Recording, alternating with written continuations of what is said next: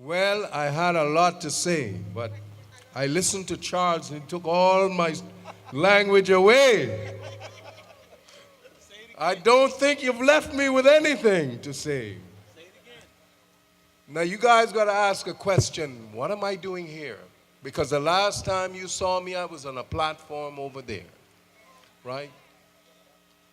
In fact, I was actually campaigning against McKeever. You know me and McKeever is cousins, right? You didn't know that, did you? Okay. Well, tonight I'm on his platform. And I'll tell you why I'm on his platform. Because the PPM is a disappointment to their people. They don't love you. They have no passion in their heart for you. They only care about the rich and the powerful. They don't care about the common man and the working man. They don't think about your children. They don't think about their children. They sell all of your future generations' land to build some fine roads. Now you tell me, what are your future generations going to do when there's no more valuable land left in this country? What are you going to do? Give them the swamps? That's what you've left with. That's what you have been left with. All our valuable lands have been gone. Why? Because we have gone out there and decided that we want the finest of everything. Because the PPM has this thing that they have to build beautiful pictures. Either beautiful schools that we can't afford or roads that look so fine. And you say to yourselves, how did we get the money to build them? Well, I can tell you how we did.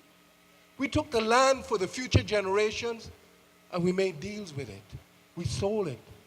And see, when you sell it, you can't get it back. So when the future generations find themselves in difficulty and their governments need to make a deal, what are they going to sell? The swamps? No, they can't sell the swamps. They're going to be at the mercy of someone who says, have you heard about the Pied Piper? Some of you must have heard about that story in school. You heard about him? How in the end, what did he do when they wouldn't pay him? He played his pipe and he took all the children away. But that's where Cayman is headed. There's no plans for your future. Under the PPN, there's no mercy for you. There is a disappointment to you. There is a disappointment to the future generations because it's only about power and money. That's all it is. Now let me tell you the story of Safe Haven.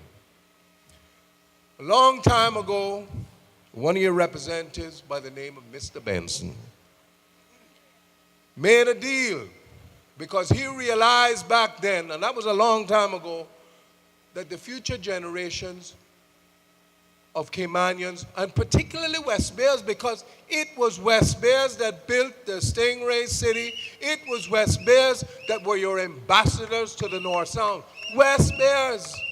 I was the only Georgetown West Bay out there. So it is a West Bay product built by West Bears. But you know what? These weren't rich West Bears. These were just the common people. And the common people are people that the PPM have no respect and no caring for because they have nothing to give. Say it again, brother. Say it again. They have nothing to give. They only know them come election time or your grandmother at Christmas to give her a turkey, but a turkey can't do nothing for you because eventually you'll eat it, you'll be full and it'll be gone. They have no plans for the future generation of Caymanians. And I'm going to tell you something else. What you have to be careful for, guys, in West Bay, is there's a lot of people running. Because the PPM created this system that we have now that we're going to have to live with whether we like it or not. We were already divided people. Now we've been chopped up in little pieces. Chopped up in little pieces. Neighborhoods by neighborhoods. That's not good. We're only a small little country with 60,000 people. With a system in place for a city, for a town, for a great place with lots of population. So now we're fighting each other, neighborhood by neighborhood. After this election, what some of you going to do? You're going to go to some of these people and you're going to say, Mr. So-and-so, can you help me? He's going to say, no. Go down the road. That's not what you want. You need a government. Many of those people out there who call themselves independent are being dishonest to you. And if they're being dishonest to you now, what is going to happen when they get in the house? What are going to happen? But let me tell you about the story of Safe Haven, a piece of land that was laid aside by Mr. Benson many years ago, who realized that the common people would need some place to go to put their boats to continue being the ambassadors of tourism that they were, right? And he made a deal and preserved a place called Safe Haven. What a fitting name. This Safe Haven was supposed to be developed. It was actually in 1999, and these gentlemen on the stage are much aware. McKeever's aware of it. Mr. Jefferson's aware of it, because they were in the House at the time. The whole House of Assembly decided that the West Bears had contributed so much to tourism that they were going to develop this piece of land, take it out of the hands of government, and put it in safekeeping with the Port Authority to be developed for the people. They did, the whole House. In fact, they bragged that it was such a unanimous decision, that such a decision unanimously had never been made before. And under the administration of Kurt Tibbetts, the PPM, Minister of Government Business, he embraced us, the operators of Safe Haven, and told us not to worry. You heard that before, right? Don't worry about a thing. Don't worry. That was Kurt Tibbetts. He sings that song really well. Don't worry. Everything's going to be all right. Right? We love you. And he had some help along the way by the director of the Port Authority. And they told us they were developing this for the boat operators. But I'll tell you what Kurt Tibbetts said in the Hansards of the House. He said this piece of land at Safe Haven was such a beautiful piece of land. It was such a large piece of land. It could accommodate up to 60 boats, which is more than the boats we have going to the sandbar that utilize the North Sun at this time. He said it didn't need much to develop it because it already had a beautiful seawall. But about 12 years ago, this same Kurt Tibbetts had told us what a beautiful piece of land and told us they were going to give us this. We never, remember this now, we never asked for a thing. It was given to us. They took the land and they took $17 million worth of land that was laid aside by the House of Assembly of 1999, and they traded it $17 million for a $3 million marina. And instead of accommodating all of the boating operators, which was, Kurt said, 60, it's in the Hansards. So the evidence is there, can't lie. They gave us a place that could only hold 20. 20. And you know who they said did this to us? McKeever. And then it took us 10 years to find the contracts. And guess whose name was on the contract? Who signed it? Mr. Wayne Potter. There you go. There you go. $17 million worth of land that was laid aside for the people, put in trust to the Port Authority to be developed for all of these Caymanians, given away to Michael Ryan for a $3 million marina. What a deal. What a deal, and it was his fault. And we all thought it was McKeever. So that's why I'm here tonight, because I learned it wasn't him. I learned it was them. They were the traitors. They stabbed us in the back. But I'm not finished. I'm not finished. We also had a right-of-way to this marina that was given by the House of Assembly, which was 50 feet wide and over 3,000 feet long, which was worth in excess of $10 million. You know how much they gave that to the developer for? Can you imagine? $1 a year for 99 years. $99.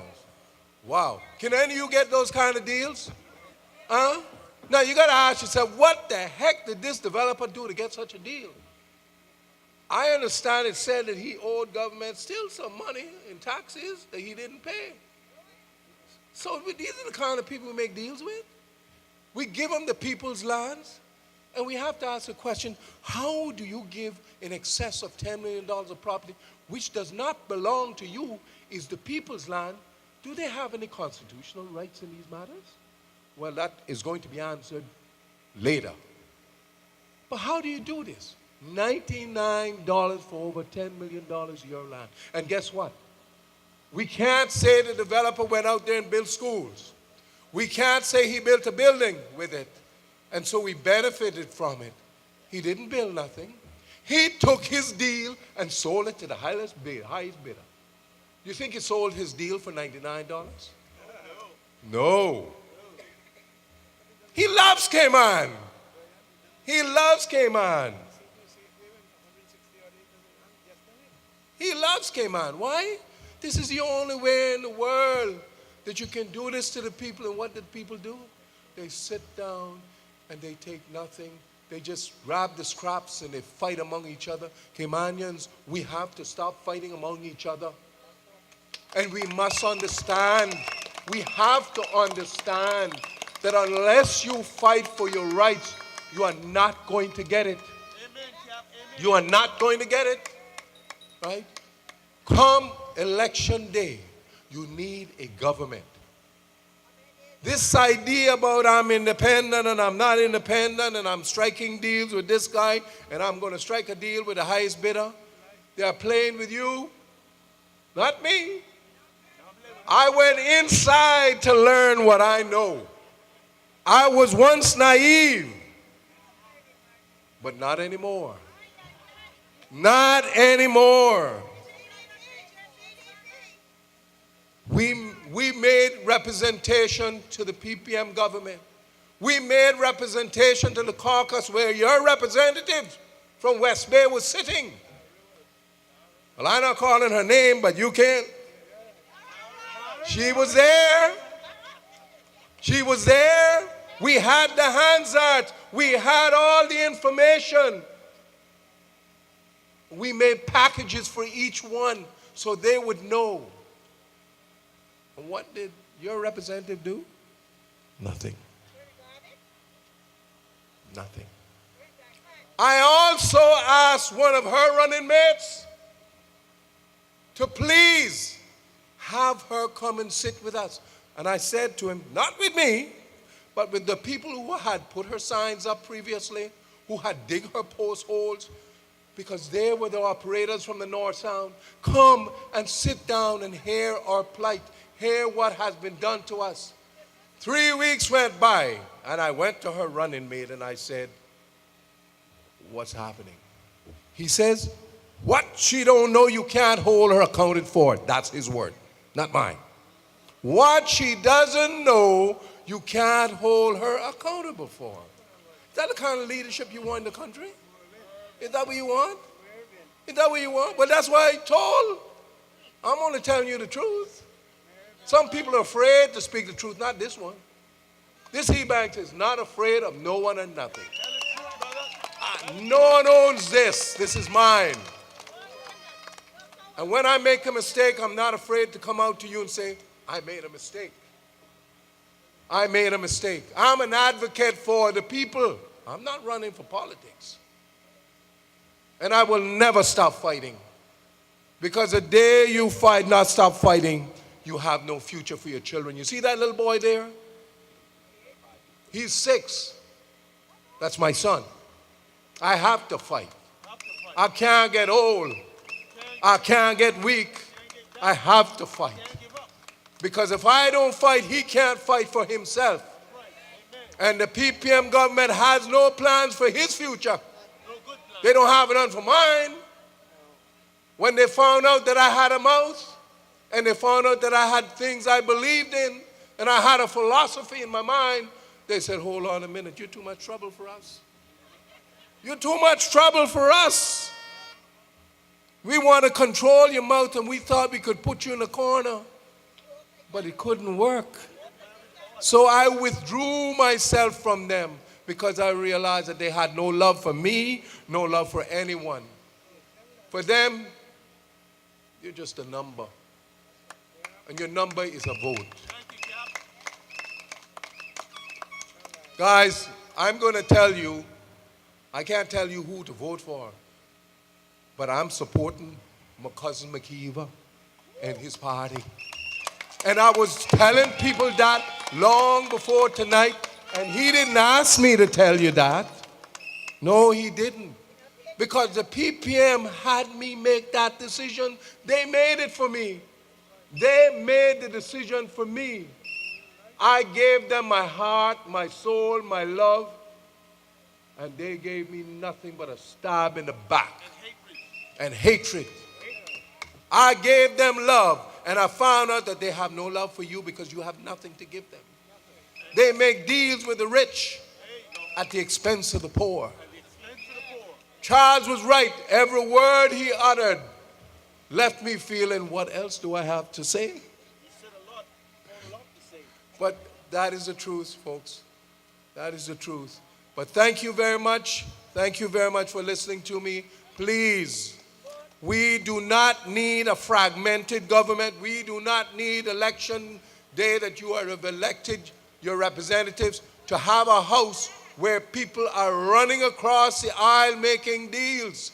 You need an experienced leader of government. You don't need, let me tell you something. If a Caymanian is going to dig a hole in the ground, the first thing he asks the man that's going to dig a hole, what experience do you have? McKeever Bush has been our first premier. He has the experience. You need a government with leadership, right? You need a government with leadership. You don't need someone without experience because we will go nowhere. Thank you.